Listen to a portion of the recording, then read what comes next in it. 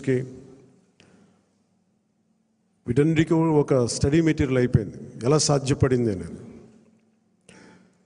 నేను ఇదే వేదిక పైన ఈరోజు ఒకప్పుడు ఈ వేదిక చాలా పెద్దగా అనిపించేది నాకు. మన సైజు పెరగటం వల్ల, పార్టీ సైజు పెరగటం వల్ల ఈరోజు ఈ వేదిక చాలా చిన్నది అయిపోయింది. ఇదివరకు ఇదే హాల్ చాలా పెద్దగా అనిపించేది నాకు.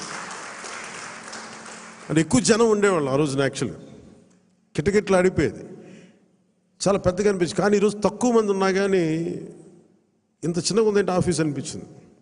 అంటే నాకు అనిపించింది ఏంటంటే, మనకు సాధించిన విజయం ఈ ఆఫీస్ కూడా సరిపోవట్లేదు. ఇది ప్రత్యేకంగా మనం సాధించిన విజయం చాలా గొప్ప విజయం. అది ఇదే మనం దెబ్బతిన్న మన పరాజయం కానీ, మనం తిన్న దెబ్బలు కానీ ఇంకెవరన్నా తగిలిండుంటే కనీసం ఒక పక్షం రోజులు కూడా నడిపేవారా అని అనిపిస్తుంది.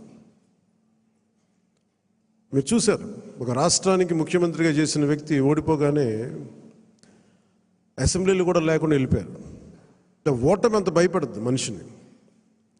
అలాంటిది మనకి ఇంత జనబలం ఉండి ఒక్క సీటు కూడా గెలుచుకోలేని పరిస్థితుల్లో ఏదో ఒకటి వస్తే ఆ వ్యక్తిని వాళ్ళు తీసుకెళ్ళిపోయి, అలాంటి పార్టీకి 100% మనం స్ట్రైకింగ్ రేట్తో కొట్టడం చాలా చాలా అద్భుతమైన విషయం.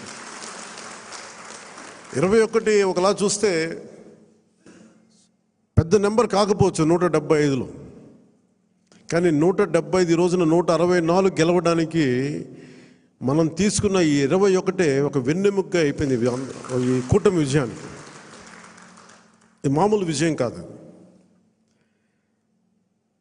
ఇది బయట మనం సభల్లో ఎక్కువ మనం ఊదరగొట్టుకోలేం, కానీ ఒకసారి మనం సాధించిన విజయం కూడా చెప్పడం చాలా అవసరం.